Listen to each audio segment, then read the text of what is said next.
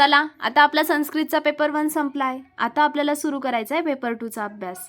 आता संस्कृतचा पेपर 1 कसा गेलाय, काय गेलाय यावर वेळ वाया न घालता संस्कृत पेपर 2ची पासिंग आपल्याला काढायची आहे.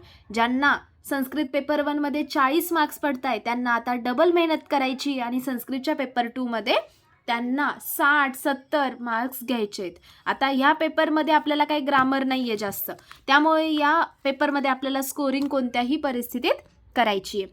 चला मग आता आपला पेपर झालेला आहे. आपण पेपर 1 मध्ये पण पाहिलं होतं. आपण 8 वाजता काय करणार आहे, अभ्यासाला बसणार होतो. आता आपण काय करणार आहे, 8 ते 11 पर्यंत अभ्यास करणार आहे, जो की संस्कृत पेपर 1 म्हणजे आजच्या दिवशीचा आपल्याला 8 वाजता बसायचं आहे. म्हणजेच आयुर्वेदा इतिहास आपल्याला काय करायचं आहे, सगळ्यात आधी करून घ्यायचं आहे. आयुर्वेदा इतिहासाचे 1 ते 6 टॉपिक्स आपल्याला करायचे. त्यानंतर आपल्याला बघायचं आहे परिभाषा.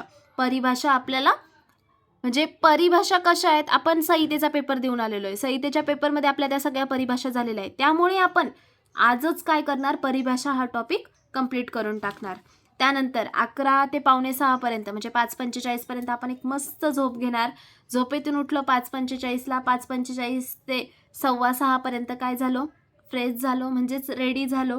6:15 ते 12 पर्यंत आपल्याला नॉनस्टॉप आता स्टडी करायचा आहे. यामध्ये आपण थोडासा चहा घेऊ शकतो किंवा नाश्ता करू शकतो. बाकी आपल्याला टाईमपास या स्लॉटमध्ये काहीही करायचं नाही, कारण की सकाळचा पिरियड कसं असतोय, एकदम फ्रेश असतोय, झोप व्यवस्थित झालेली असते.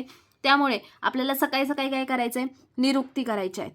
त्यानंतर आयुर्वेद इतिहासाचे जे आपण 1 ते 6 टॉपिक काल केले होते, म्हणजेच आधीच्या दिवशी केले होते, त्याच्या पुढचे जे 7 ते 10 टॉपिक राहिले होते ते आपण आयुर्वेद इतिहासचे करून घेणार आहे. त्यानंतर आपण करणार आहोत पंचतंत्र कथा सकाळी सकाळी. मग आता पंचतंत्र कथामध्ये काय करायचं आहे, या साईडला संस्कृतची कथा ठेवायची, या साईडला आपली मराठीची कथा ठेवायची. एक लाईन मराठीची वाचायची, एक लाईन संस्कृतची वाचायची.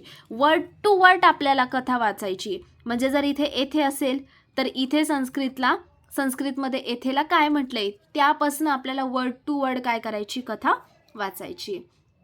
त्यानंतर आपल्याला जे आपण पेपर 1 मध्ये प्रयोग, धातुरूप आणि शब्दरूप केलं होतं ते एकदा रीड करून घ्यायचंय. मी तुम्हाला तेव्हा पण सांगितलं होतं, आपण त्याला दुपारचा स्लॉट दिला होता आणि त्या दुपारच्या स्लॉटमध्ये आपण काय बोललो होतो की प्रयोग, धातुरूप, शब्दरूप एकदम परफेक्ट करून टाकायचं, कारण की ते पेपर 2ला पण असणार आहे. मग प्रयोग, धातुरूप, शब्दरूप सगळं रीड करून घ्यायचं.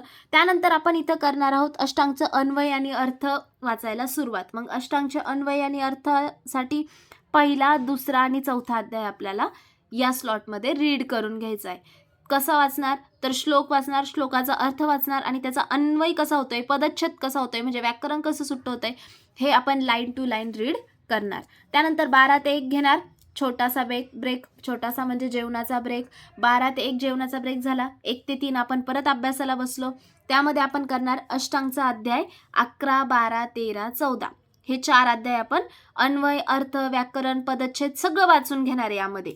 त्यानंतर 3 ते 3:30 घेणार एक ब्रेक. त्यामध्ये तुम्हाला थोडंसं झोपायचं असलं तर तुम्ही झोपून घेऊ शकता. त्यानंतर पुन्हा 3:30ला उठायचं आहे, 3:30ला अभ्यासाला बसायचं आहे. 3:30 ते 5:30 आपल्याला करायचं आहे वैदिक सुभाषिक साहित्य, वैसुसा. मग आता वैसुसामध्ये आपल्याला काय करायचं आहे, आपण श्लोकचे जे नंबर्स आहे ते बघितलेले आहेत, ते श्लोक व्यवस्थित रीड करायचे, ते अन्वय, अर्थ व्यवस्थित रीड करायचा. त्यानंतर एकेका लाईनचे क्वेश्चन जे असणार आहे तुम्हाला, त्यासाठी पण तुम्हाला वैसुसाचे श्लोक किंवा त्यांचा अर्थ माहीत पाहिजे, म्हणजे तुम्हाला ते आन्सर लिहिता येतील. तसंच सेम अष्टांगचं पण. त्यानंतर 5:30 ते 6 पर्यंत काय करायचं आहे, एक ब्रेक घ्यायचा आहे छोटासा. ब्रेक घेतल्यानंतर पुन्हा बसायचं आहे अभ्यासाला. आता इथून पुढे आपलं काय होणार, रिव्हिजन सुरू होणार. मग 6 ते 8 काय करणार, 6 ते 8 करणार आयुर्वेद इतिहास. 6 ते 8 आयुर्वेद इतिहास केला. त्यानंतर परिभाषा आणि निरुक्ती रीड करून घेणार.